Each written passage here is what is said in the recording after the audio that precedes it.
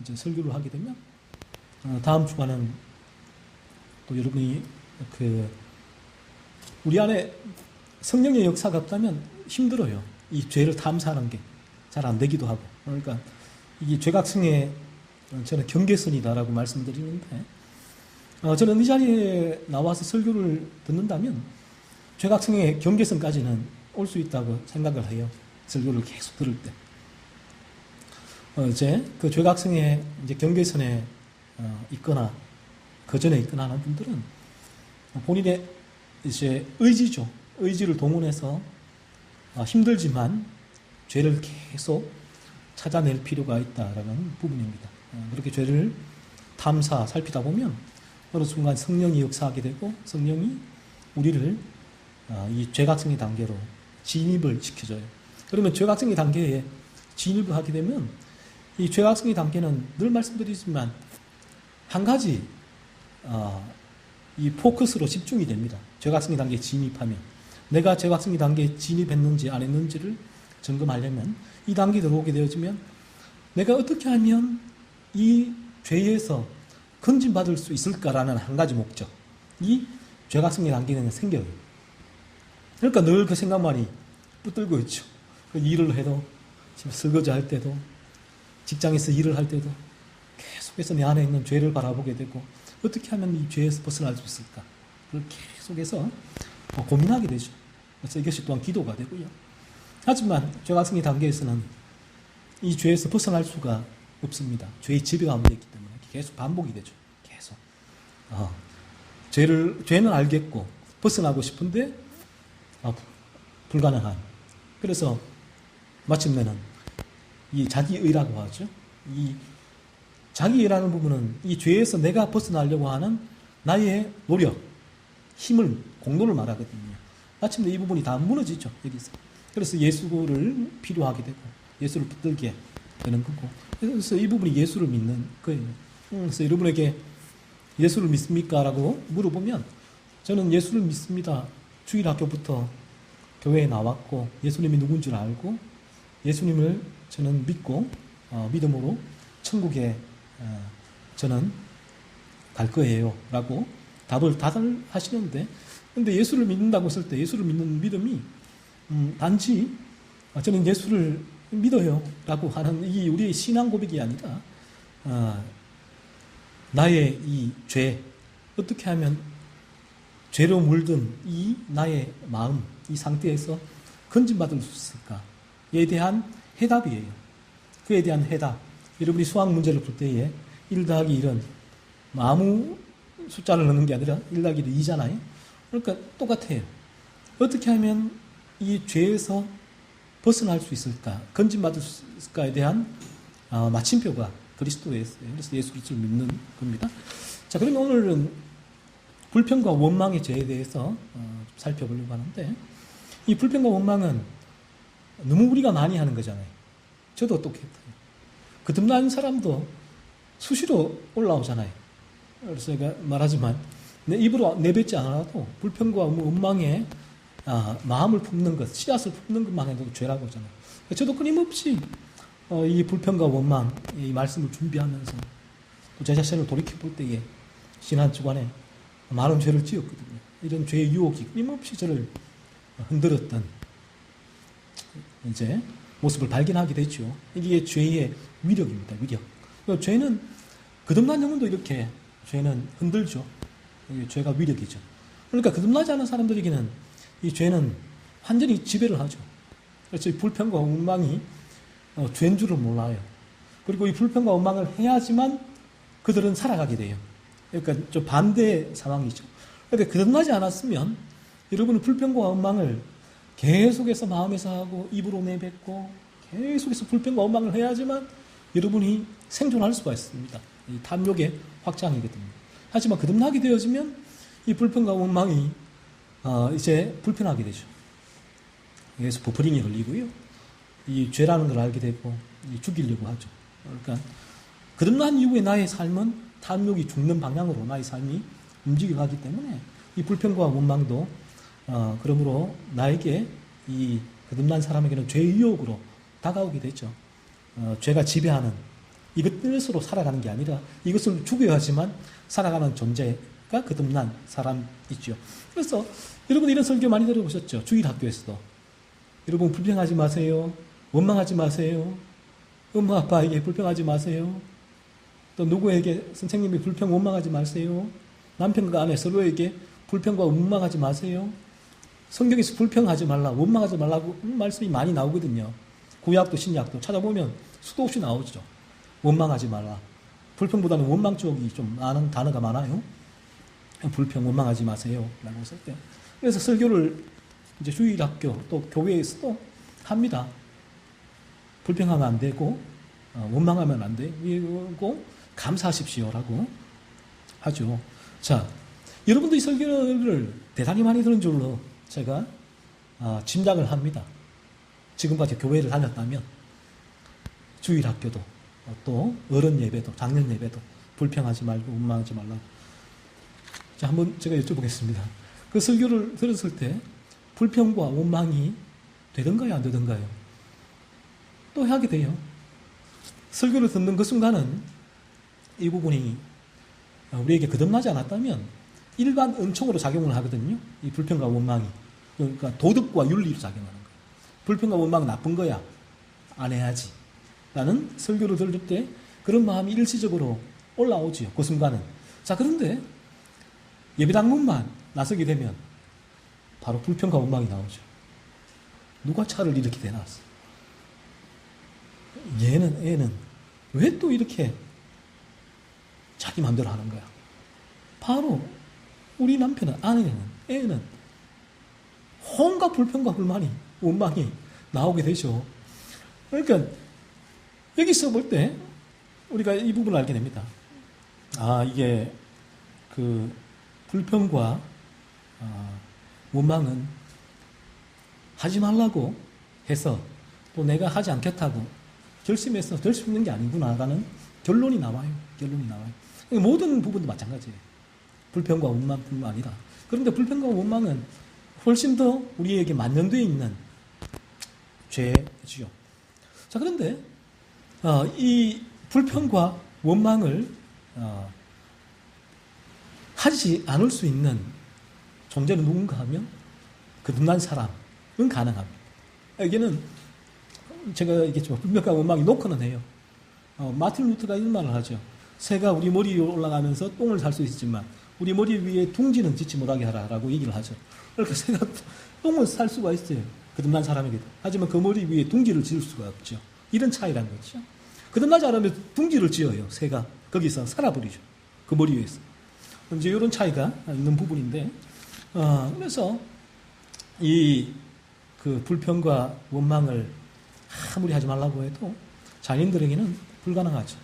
자, 그럼 어떻게 불평과 원망을 하지 않을 수 있습니까? 했을 때에 정답은 이제 거듭남이에요. 그래서 마태복음의 5, 6, 7장이 산상수훈인데, 여러분 산상수훈이 읽어보시면 어떻게 이런 사람이 존재할 수 있습니까? 세상에. 그래서 하물며 도울 김용옥도 로마서 강에 글도 내고 하면서 마태복음 산상수훈에 대해서 그 양반도 이런 얘기를 합니다. 도울 김용옥이 유교잖아요. 철학 사람. 그러니까 안티 크리스찬이에요. 그리스도인이 아니죠. 그 사람도 마태복음을 해석을 해내요 하면서 산상수훈을 읽으면서 이렇게 얘기해요. 사람이 만약 산상수훈대로만 산다면 이 세상에는 평화가 올 것이다. 평화. 아프간. 산상수훈대로 살면 아프간에도 평화가 올 것이다. 미얀마. 산상수훈대로 살면 미얀마에도 평화가 올 것이다. 산상수훈대로만 사람을 살면 홍콩에도 평화가 올 것이다. 자, 그런데 그러니까 이 돌 김용옥 세상이 바라보는 마태복음의 해석이 전혀 달라요. 이 마태복음의 산상수훈은 누구에게 주신 말씀인가 하면 로핑크가 산상수훈은 누구에게라는 책에서 정확하게 얘기를 해요. 산상수훈이 적용되는 대상은 제자들이다 라고 얘기해요. 마지막 구절에 제자들이 나오죠. 듣죠. 제자들이다. 그러니까 산상수훈을 지킬 수 있는 그죠? 지킬 수 있는 사람이 누군가 했을 때에 지킬 수 있는 사람은 제자들, 거듭난 사람들이라는 거예요. 거듭난 사람들만이, 로이 존스가 산상수훈 그 책에서 얘기를 합니다. 거듭난 사람만이 산상수훈의 말씀을 듣고 지켜낼 수 있다는 거예요. 물론 일단 완벽하지는 않아요. 죄의 유혹이 있기 때문에 수시로 무너집니다. 하지만 거듭난 사람은 그 말씀을 가지고 그 말씀이 기쁨이 돼요. 그 말씀을 지키기 위해서 애를 쓰죠. 거룩함을 이루기 위해서. 이제 산상수훈의 상하를 10수년 전에 읽으면서 이제 펑펑 울었던 기억이 있습니다. 그 안에서 말씀하신 복음을 듣고요. 아, 그리스도인이란 이런 존재구나. 그래서 당시 죄각성의 단계가 저는 그때부터 상당히 긴 단계를 이제 거쳤습니다. 10몇 년 동안 거친 것 같아요. 죄각성의 단계가. 그래서 이 불평과 원망도 똑같은 거죠. 그러니까 누가 지킬 수 있습니까? 했을 때 그냥 대놓고 주일학교에서도 학생들한테 너 불평하지 마, 원망하지 마.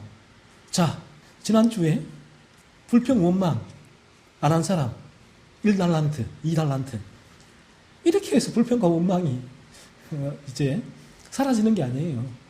그러니까 전혀 그렇게 얘기를 한다는 것은 이 성경이 불평과 원망의 죄에 대해서 어떻게 정의를 내리고 어떻게 이 부분에 대해서 이제 말씀하고 있는지를 모르는 거죠. 그러니까 진단이 잘못된 거죠. 그러니까 처방전이 잘못되는 거죠. 그래서 우리가 치아가 아프면 치과에 가야 되잖아요. 그런데 치아가 아픈데 외과 간단 말이에요. 외과에 가서 진단을 받아요. 전혀 다른 진단, 처방전이 나오겠죠. 똑같은 거예요. 그래서 정확하게 이 성경의 진리를 우리가 모른다면 이 진단은 전혀 다르게 나오고 따라서 처방전도 그냥 모든 사람이 당신의 의지로 불평하지 말고 원망하지 마세요라는 그런 설교가 나갈 수밖에 없죠. 하지만 그렇게 해서 불평과 원망을 사라지지 않습니다. 오직 불평과 원망은 거듭난 사람에게서 맺히는 열매, 그 열매가 불평과 원망을 죽이는 삶으로 드러나게 되는 것입니다. 그래서 우리가 불평하지 말라, 원망하지 말라라고 얘기할 때에 이 부분은 거듭남의 진리를 경험한 사람은 이 불평하지 말라, 원망하지 말라고 설교를 할 때 이 설교는 두 가지 목적으로 설교를 하게 돼요. 하나는 뭔가 하면 불평과 원망은 죄란 거예요. 여러분이 얼마나 불평과 원망의 죄를 하고 있습니까? 그러므로 여러분은 죄로 물들어 있습니다. 여러분 마음은 죄인이니까 여러분이 불평과 원망을 하는 거예요. 죄인이니까 여러분은 불평과 원망을 안 할 수 없는 사람이에요. 요 설교 하나, 이 목적 하나. 또 불평과 원망하지 말라고 했을 때에 거듭난 사람을 대상이에요. 거듭난 사람들은 불평과 원망을 하지 않을 수 있는 삶을 살 수 있는 복음의 능력이 있기 때문에 그의 그런 삶을 살 수 있는 추진력, 동력이에요. 이 말씀이. 종교, 윤리, 도덕이 아니에요. 복음의 능력이 추진력과 동력으로 제공되는 거죠. 이 두 가지가 되는 것입니다. 그런데 이제 불평과 원망하지 말라고 했을 때에 혹은 우리가 또 이 부분에 대해서 이렇게 오해를 하기도 합니다. 그러면 그 법과 원칙을 어기는 사람에 대해서 아무 말도 하지 않는 것입니까? 라는 질문을 할 수가 있는데 그렇지는 않습니다. 이제 우리가 불평과 원망은 이제 우리가 하지 않을 때 거듭나서 불평과 원망을 하지 않게 될 때에 법과 원칙을 어기는 사람들 이게 그러면 어떤 불평과 원망 이 부분은 이들에게 어떻게 적용이 됩니까? 했을 때에 우리는 그 법과 원칙을 어기는 사람들에 대해서는 일반 원칙에 근거해서 법과 원칙을 알려주고 적용해야 할 필요는 있어요. 예를 들면 상습적으로 지각하는 부하 직원이 있습니다. 그러면 이에 대해서 원칙을 말해야죠. 지각하면 안 돼. 그리고 그 원칙을 위반한 책임을 물어야 되죠. 책임. 하지만 동시에 다른 동료들과 이에 대해서 뒷담화를 한다면 이 부분은 불평과 원망이 되는 거죠. 우리가 끝나게 되면 이제 한스 퀸은 교회란 무엇인가라는 책에서 이 거듭난 사람은 모성애의 따뜻함이 생긴다고 말을 해요. 그런데 이 모성애의 따뜻함은 이 법과 원칙이 적용되는 이 엄격함이 없어진다는 그런 의미는 아니에요. 그래서 이 거듭나게 되면 이 모성애의 따뜻함이 생겨나는 말은 이리가 양이 되고 가시나무가 포도나무가 되므로 존재가 이렇게 변화함으로 이리의 포악함, 가시나무의 날카로움이 제거되니까 상대방에 대하여 투명해지는 거죠. 그 투명함이 진실 어린 따뜻함으로 나타나게 된다는 말이에요. 하지만 여기는 뭐 마냥 오냐 한다는 그런 의미는 아니죠. 그래서 저희 가정 가운데도 마찬가지예요. 끝나게 되어지면 그러한 모성의 따뜻함이 존재하지만, 하지만 그 안에는 분명한 엄격함도 같이 존재한다는 거죠. 법과 원칙의 엄격함은 존재하게 되고, 상대방이 죄를 범할 때 마음 아파하며 그 죄에 대하여 생각하고 기회가 되면 그 죄에 대해 말을 하려고 하죠. 그래서 우리가 끝나게 되어지면 이제 가정에서의 가족 구성원을 바라보는 시각도 달라집니다. 이전에 끝나기 전에는 나 중심이거든요. 아내가, 남편이, 자녀가 뭐라고 하면, 뭐가 문제가 생기면 모든 문제가 쟤 때문이에요.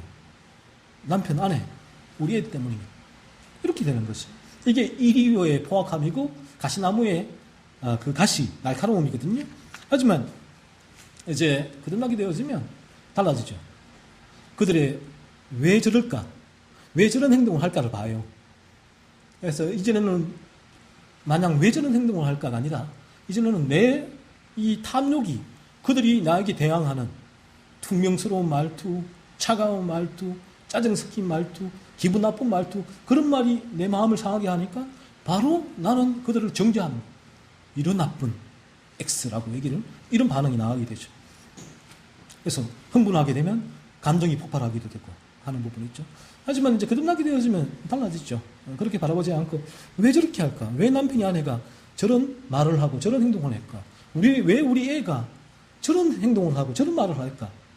바라보게 돼요. 그러면 그 원인은 그 안에 있는 죄라는 걸 알게 돼요. 죄. 그러면 달라지죠. 우리 애가, 남편, 아내가 저러는 게 그 안에 존재하는 죄 때문이구나. 바라보게 되고. 또 거기에 대해서 내가 발끈하는 게 있잖아요. 죄의 유혹인데, 그런 리액션을 받았을 때 우리가 거듭나더라도 이 땅에 사는 사람들은 천사가 아니에요. 천국에 갈 때 언제나 한 거룩이 이루어지는데 이 땅에서는 천사가 아니기 때문에 그런 리액션이 올 때 발끈 올라옵니다. 이게 죄의 유혹이죠. 그러면 예전에는 발끈 올라오면 이 부분이 발끈 올라온 대로 살면 돼요. 그래야 살아요. 내 탐욕이 채우고 사니까, 생존 방식이니까. 하지만 거듭나게 되어지면 발끈 올라올 때 이 발끈이 이제는 불편해지거든요. 이게 뭐지? 내가 이러고 있네. 이러고 있네. 그러니까 이 부분이 거듭나게 되면 거듭남이 깊어지면 깊어질수록 성화가 되어지는데, 성화가 되어지면 되어질수록 너무너무 힘들어지는 거죠. 내가 왜 이러지? 또 내 안에 이게 내가 왜 이런가? 그러니까 이 죄의 위력을 느끼게 돼요. 죄라는 게 얼마나 강력한가, 얼마나 위력적인가. 그러니까 나라는 존재는 죄를 이길 수 힘이 없음을 거듭난 이후에도 알게 되는 거예요. 이런 죄의 유혹을 통해서. 그래서 하나님은 사탄이 우리의 이 죄를 이기는 무기를 잘 사용할 수 있도록 만들어주는 검객 선생으로 사탄을 사용한다라고 스펄전이 그런 비유를 들었는데 똑같은 거예요. 그러니까 우리가 이 거듭남이 길어지면 길어질수록, 기간이 길어지고 성화가 되어지면 되어질수록 이 죄에 대해서 참 불편해지고 아파지고 힘들어지고. 그러니까 보세요. 가정에서도 전혀 달라지죠. 시각이 거듭나게 되어지면 엄청난 변화예요. 이 변화는. 그러니까 이 변화는 가족 구성원들은 드러나는 그 열매로 말아요. 뭔가 좀 다르다. 엄마 아빠가, 남편 아내가, 자녀가 이상하다, 뭔가 좀 다른데 이게 뭐지? 라고 하는데, 그 부분은 이제 거듭난 사람 알죠. 내 안에 일어난 변화를. 그러니까 내가 이제 거듭나게 되니까 거듭남에 다른 시각이, 수정체가 생기는 거예요. 그 수정체로 바라보게 되니까 그 죄성, 내 안의 죄성을 끊임없이 바라보게 되니까 갈등, 다툼, 폭력, 물리력, 큰 소리, 이런 법이 줄 수밖에 없잖아요. 이게 죄 때문이구나. 우리 애의 죄, 남편 하나의 죄, 나의 죄. 끊임없이 그 죄를 살피게 되니까 가정에서의 큰 소리가 조금 줄게 되겠죠. 다툼과 갈등과 이전에 있었던 그런 이리의 포악함, 그렇죠? 그리고 가시나무에 막 찌르잖아요. 가시나무는 막 찌르잖아요. 그러니까 가시나무가 찌를 수밖에 없는 이유가 있어요. 그래서 우리가 거듭나게 되어지면 제가 왜 저래? 라고 했을 때 가시나무니까, 일이니까 물고 찌를 수밖에 없구나라는 사실을 알게 되거든요. 그렇다면 어떻게 해야 돼요? 그들에게, 남편과 아내에게, 자녀에게, 가정에서 왜 그런지 이 얘기를, 틈을 늘 보게 되잖아요. 저게 왜 저런지 얘기해 줘야겠다. 그 죄 때문이야. 내 안에 있는 죄가 로 인해서 너가 그런 말과 생각과 행동을 하게 돼라고 얘기를 해주게 되죠. 그래서 이 부분이 진리를 전하는 건데 이게 전도예요. 이런 진리가 전해질 때 어느 날 성령이 역사하면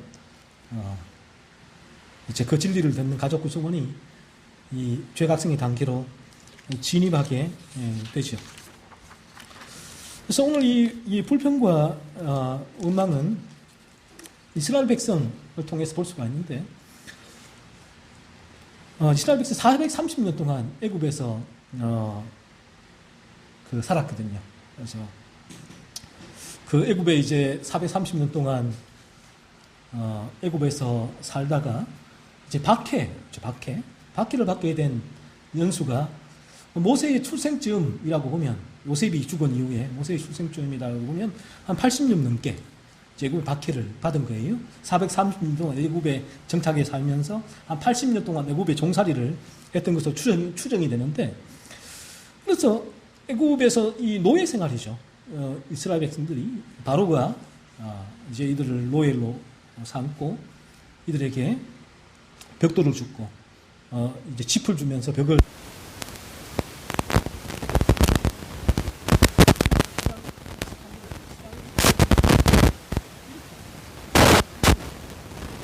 말해줍니다.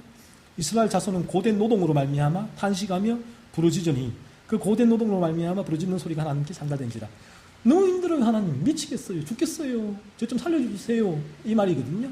이스라엘 백성이 저 너무 힘들어요. 이 노예 생활이 죽을 것 같아요. 좀 살려주세요. 하나님 그 소리를 들었죠. 자, 그리고 이제 하나님이 이들의 소리를 들으면서 이들의 소리에 앞서서 약속이죠. 언약. 아브라함과 이삭과 야곱에게 세운 언약을 기억하시고 이제 그들을 모세를 통해서 구출을 해냅니다. 애굽에서. 자, 애굽에서 이제 구출을 했을 때에 이들은 어떤 기분이었을까요? 얼마나 기뻤을까요? 종살이에서, 노예 생활에서 해방된 거니까 너무너무 기쁘겠죠. 자, 그렇게 이제 따라 나온 거예요. 자, 그렇게 따라 나왔는데 너무 기쁜 마음으로 자, 이제 우리는 해방되었다 라고 외치면서 따라 나왔는데, 그런데 홍해 앞에 섰을 때에 바로가 마음을 돌이켜 먹고 군대를 끌고 이들을 잡으려고 추격을 해옵니다. 그 소식을 이들이 들었습니다. 자, 그 소식을 들으니까 이들이 금방 바뀌죠. 리액션이 바뀝니다. 처음에 출애굽기 2장에서 이들이 노예 생활이 너무 힘들어서 하나님 죽겠습니다라고 했고, 하나님이 그 소식을 듣고 그 언약을 기억하사 모세로 말미암아 그들을 그 종살이에서 해방시켜줬는데, 그래서 기쁨으로 나왔는데 지금 그 애굽 군대가 추격을 하는 상황이 되자 곧바로 그 마음이 변심하게 되죠. 그래서 불평과 원망을 넣어놓습니다. 자, 어떻게 불평하고 원망을 넣어놓으면 참 말이 독해요. 얼마나 이게 사람이 죄에 물들어 있는 자연인은 정말 말이 독해요. 할 수 있는 온갖 독한 말로 상대에게 어떻게 하면 상대의 아킬레스건을 건드릴 수 있을까 잘 알아요. 저 사람의 약점이 뭔가, 저 사람이 가장 싫어하는 건 뭔가, 가장 맞으면 타격되는 말이 뭔가를 기가 막히게 알죠. 그래서 이들이 이렇게 얘기를 하죠. 이스라엘 자손이 심히 두려워하여 여호와께 부르짖고 그들이 또 모세에게 이르되 애굽에 매장지가 없어서 당신이 우리를 이끌어내어 이 광야에서 죽게 하느냐. 당신 죽게 하려고 우리를 이끌어내느냐, 해방시켰느냐, 그렇죠? 그리고 애굽에서 당신에게 이른 말이 이것이 아니냐, 이르기를 우리를 내버려 두라, 우리가 애굽 사람을 섬길 것이라 하지 아니하더냐. 본인들이 거기서 죽겠다고 얘기했잖아요. 그런데 지금은 다른 말을 하죠.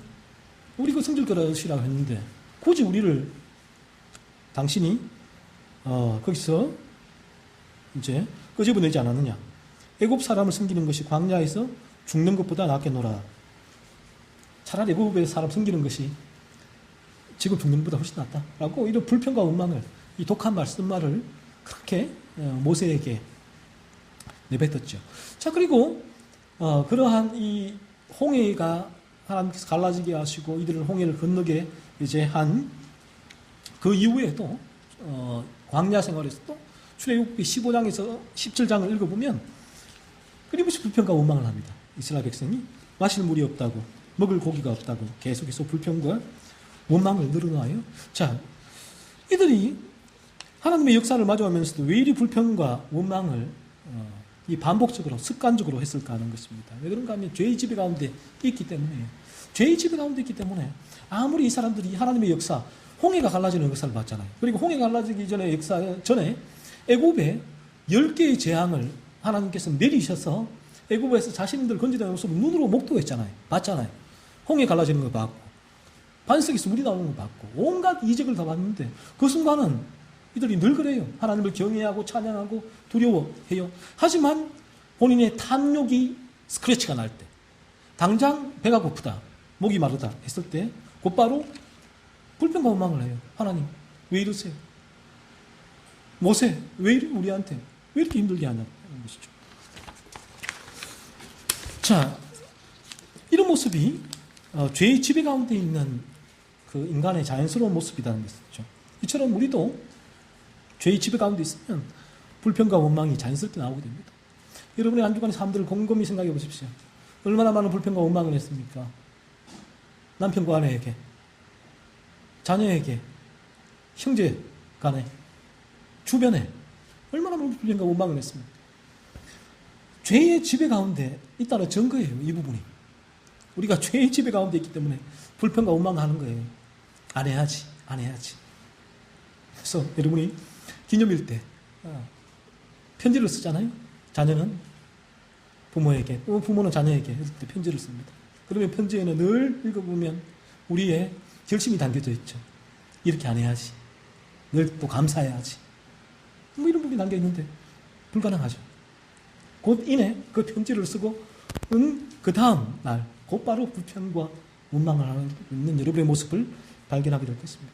그래서 그런하지 않으면 이 불평과 원망은 자연스러워요. 막 불평하고 원망하고 이렇게 불평과 원망을 쏟아내야지만 내가 살 수가 있어요. 죄인은 죄의 열매를 먹어야지만 살거든요. 하지만 거듭나게 되어지면 이 불평과 원망을 우리를 죽여가죠. 불평과 원망이. 거듭난 사람은. 그러니까 불평과 원망이 아파지고 또 살펴보고 이 부분을 죽이기 위해서 애를 쓰는 삶을 살게 되죠. 그래서 거룩함의 열매를 맺는 거죠. 거룩함의 열매를 맺고 살게 되고. 하지만 거듭나기 전에는 이 죄의 열매, 끊임없이 불평과 원망을 하면서 이 죄의 열매를 내가 먹어야지만 살게 되는 것이죠. 그래서 여러분께서 이 불평과 원망을 여러분이 왜 하는가 했을 때, 내가 왜 끊임없이 이렇게 불평하고 있고 만족스러우신가 계속 불평하고, 다른 사람에게, 형제에게, 부모님에게, 또 아내와 남편에게, 주변에 그래도 원망을 쏟아냅니다. 이건 너 때문이야. 원망이지 너 때문이야. 이건 다 너 때문이야. 나는 괜찮은데 너가 이렇게 한 거야. 끊임없는 원망이지. 원망. 바로 이 부분이 죄란 거예요. 죄. 죄 때문에 여러분이 지금 그러한 불평과 원망을 하고 있다는 사실을 알아야 되고, 그래서 다음 한 주간에도 여러분 곰곰이 살펴보십시오. 여러분이 계속 불평과 원망을 하게 될 때 이 부분이 어디서 나오는가? 이는 추적을 해야 돼요. 이게 죄를 탐사하는 거거든요. 어디서 나오는가? 내 마음이 왜 이러지? 내가 왜 이렇게 불평과 원망을 하지? 내가 왜 이럴까? 바로 여러분의 마음이 이 죄로 물들어 있기 때문에 그런 것이죠. 그래서 여러분 한 주간, 다음 한 주간은 이 불평과 원망에 좀 포커스를 맞추세요. 맞추셔서 갖고 여러분의 마음에서 이런 불평과 원망이 올라올 때 끊임없이 잡아내세요. 잡아내세요. 불평과 원망이 내 마음에 일개, 내 마음에 씨앗이죠. 들어올 때 잡아내고, 또 입으로, 눈으로, 표정으로, 행동으로 나갈 때 잡아냈어요. 잡아냈어요. 이게 하나님 말씀 죄구나. 죄구나. 내 안에 있는 죄가 나를 이렇게 만든다. 그래서 사실 인간은 하나님 만드실 때에 이러한 죄를 짓지 않게 만드셨거든요. 이러한 죄를 거룩한 존재로 만드셨는데, 이러한 죄를 짓는 존재가 된 게 인간이 괴물과 같은 존재가 된 거예요. 그래서 불평과 원망을 끊임없이 하게 되는 존재는 괴물과 같은 존재죠. 죄에 물든 인간의 모습. 한 주간 계속해서 다음 한 주간은 불평과 원망 포커스를 맞추어서 여러분의 마음을 살피고 여러분의 죄를 찾아내고 또 그런 죄가 어디서 올라오는가를 계속해서 여러분의 마음을 살피는 한 주간이 되기를 바랍니다.